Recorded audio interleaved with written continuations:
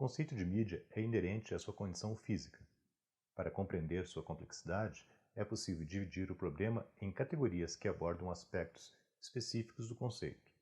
Sendo assim, as mídias podem ser classificadas quanto à nossa percepção do meio, ao meio de representação, ao meio de apresentação, ao meio de armazenamento e ao meio de transmissão.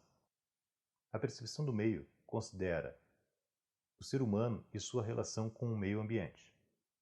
Como a proposta é criar uma representação digital de determinada realidade, ou seja, é preciso compreender que em um cenário real o ser humano percebe seu meio ambiente por meio dos sentidos, criar uma representação digital significa reproduzir algo que excite os sentidos humanos, da mesma forma que a experiência vivida no mundo real. Isso é, a representação digital deverá reproduzir as mesmas sensações vividas na situação real. Nesse caso, o desafio é responder à seguinte questão: como fazer para que o ser humano perceba a informação por meio de um computador? Até o presente momento, a representação digital nos permite excitar dois sentidos, a visão e a audição. Com a visão, conseguimos ler textos, ver imagens e vídeos que estão codificados em uma mídia digital. A audição nos permite ouvir músicas, sons e fala.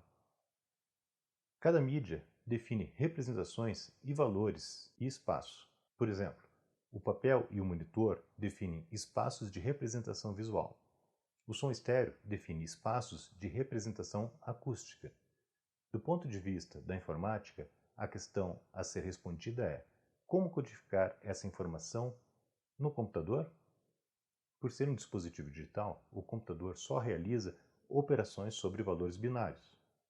Essas unidades de informação, chamadas de bits, são agregadas em uma nova unidade de informação chamada de byte. E os bytes são agregados em novas unidades de informação que dão origem aos formatos de mídia que conhecemos.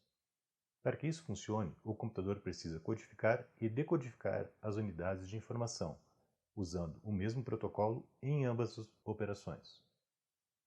Somente assim é possível gravar e recuperar uma informação no computador. Um texto pode ser codificado com um protocolo de mapeamento, como por exemplo o formato ASCII ou o ABCDIC. Quando associamos ao texto um conjunto de formatações, criamos um documento. Arquivos no formato PDF e ODP são exemplos desse tipo de formato. O áudio pode ser codificado em formatos como o PCM, o MP3, o MIDI, o CDA ou o WMA, além de outros tantos. Imagens podem ser codificadas com o formato JPEG, GIF, BMP, PNG, SVG. Animações podem ser codificadas com o formato GIF, SWF e SVG. Vídeos podem ser codificados em formatos como o MPEG, FLV e WMV. Uma mídia pode ser classificada também quanto à sua representação de dimensões.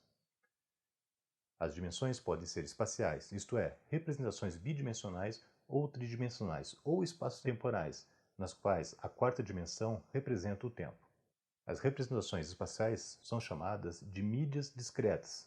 Como não representam a dimensão tempo, são estáticas e podem ser utilizadas para representar textos e imagens estáticas. As representações espaço-temporais são chamadas de mídia contínua. São utilizadas para a representação de realidades dinâmicas. Animações, vídeos e áudios são exemplos desse tipo de classificação de mídia. Sob o aspecto da apresentação, a questão a ser respondida é: por qual meio a informação será introduzida no computador ou entregue pelo computador? Como a arquitetura básica de um computador digital é chamada de arquitetura de entrada e saída, composta por dispositivos de entrada responsáveis por transformar sinais analógicos em sinais digitais e dispositivos de saídas que fazem o processo inverso, transformando sinais digitais que foram processados pela CPU em sinais analógicos, toda entrada ou saída de um computador será mediada por um desses dispositivos de apresentação. Teclado, mouse, câmeras e microfones são alguns exemplos de dispositivos de entrada.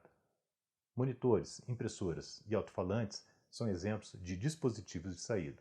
Sob o aspecto do armazenamento, a questão a ser respondida é: onde a informação será armazenada de forma permanente? Todas as operações de um computador digitais são realizadas sobre memórias. Independente do tipo físico da mídia, a representação lógica da informação é a mesma. Isso permite que a informação seja distribuída sem perdas em diferentes mídias, tais como disquetes, discos rígidos, pendrive, cartões de memória, CDs, DVDs, Blu-ray, entre outros. Sob o aspecto do meio de transmissão, a questão a ser respondida é: a informação será transmitida sobre que meio? A maior parte das transmissões acontece por meio de tecnologias de rede. As redes permitem a conexão entre computadores. Por serem construídas a partir de uma especificação de arquitetura de interoperabilidade padronizada, as camadas de rede transmitem as informações mesmo em ambientes heterogêneos. Isso quer dizer que a informação é transmitida sem perdas, mesmo que computadores estejam ligados por meios físicos diferentes, como, por exemplo, redes de fio metálico, redes de fibra ótica ou por wireless. Por serem materiais diferentes, cada meio possui uma natureza de transmissão própria e um protocolo associado. Redes de fio metálico transmitem a informação por pulsos elétricos, redes de fibra ótica por sinais luminosos e wireless por ondas eletromagnéticas. Existe um caso específico de transmissão, o intercâmbio. Nesse caso, a transmissão depende do armazenamento da informação em uma mídia de memória. Com esse conjunto de classificações de mídias, podemos compreender que o conceito de mídia é mais complexo do que simplesmente o meio no qual a informação é armazenada.